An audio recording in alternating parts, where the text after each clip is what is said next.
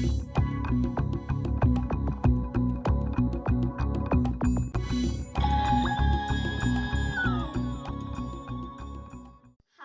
I'm Alima, and I want to talk to you about coronavirus, also known as COVID-19. In the article Social Distancing by Josiah Bates, it says that you should stay 6 feet apart from people, except your family. So you should avoid social events in big groups. We are doing this because there are 3.5 million confirmed cases, also about 250,000 deaths, which are increasing daily. Our first responders are risking their lives every day. You hear that noise? Sounds like a fire truck. We should go see what's going on. What precautions do you have to take at your job? So for our precautions, we actually have to wear masks, N95 masks all the time.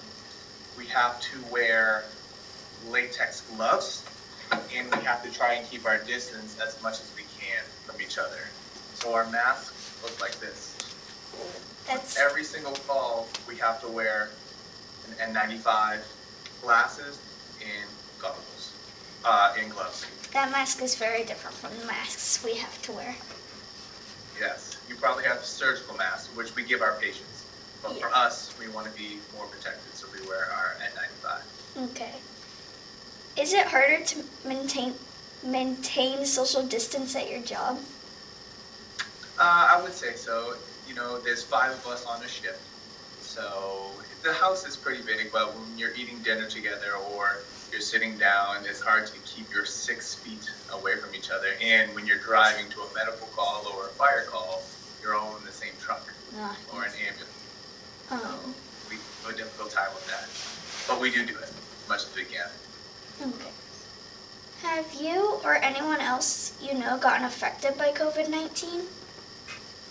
So we had one firefighter who was with a COVID-19 patient, and he was quarantined for 14 days, but he tested negative, so that was good. And then I have my girlfriend's uncle actually got it in New York, and they had passed away. So that's the only effect that I've had in my department and then in my own life as well. According to the CDC, COVID-19 can be spread through close contact, respiratory droplets, which can land on your mouth or nose, or it can be inhaled. You can stop this by washing your hands, avoiding close contact, and covering your face with a surgical mask. If you are sick, you should stay home and call a doctor. From the article Flattening the Curves, doctors, nurses, and paramedics would have to risk their lives more every day if we did nothing. Speaking of paramedics, one is coming right now. What are you doing to help? What am I doing? I am deployed out to help in an area where they have a lot of patients, and unfortunately the staff has also become sick, so they can't manage the patients on their own. So at the moment, I'm out helping caring for some of the patients. Oh. Is it harder knowing that you are working with patients who have COVID-19? I try not to think about it because worrying and stressing about it only kind of, would affect my mental health, which can also affect my immune system. So I try not to think about it. When I do, it worries me a little bit, but I know that I'm taking all the proper precautions, so I try not to worry that something will happen. How are you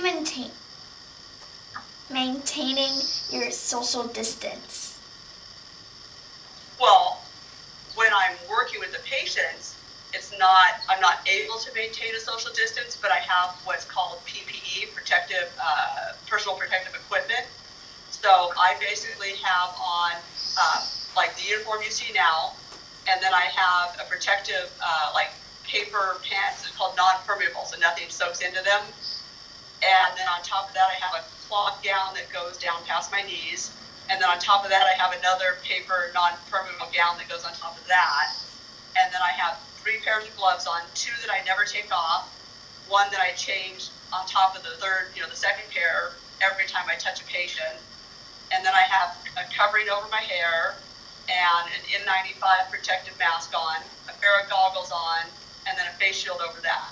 WGBH News reports that first responders are doing everything they can to stay healthy while doing their jobs by wearing protective gear while interacting with the public. While these precautions have helped, there has still been cases of first responders catching COVID-19. An example of this is 31 uniformed officers have tested positive in Boston. Speaking of this, let's go see a police officer's point of view. Has your job changed because of the coronavirus? Yes, it's changed a little bit. Out of an abundance of safety for ourselves, we had a directive from our chief to limit contact and not make as many traffic stops. With that, on a broader scale, the local jails that we book people into, they weren't taking people unless it was a mandatory booking. So, Have you had to change your schedule because of the pandemic? yes, our schedule, we went to us in patrol. We would have two people in the office to keep the social distancing, and the third person would be on call. That's interesting. Why do you think people are breaking into houses and stores and like cars more now? So cars, that's going up because a lot of the criminals know that, and they've told us that they're doing it because the jails aren't taking them. Breaking into homes, that's a little weird one because you'll see these houses where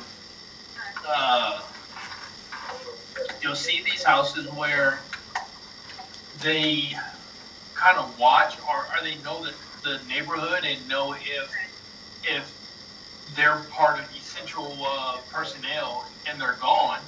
So stores are being broken into because there's nobody there. Just remember, experts say the farther you stay apart from other people, the faster the pandemic will slow down. I hope you use these facts to end COVID-19.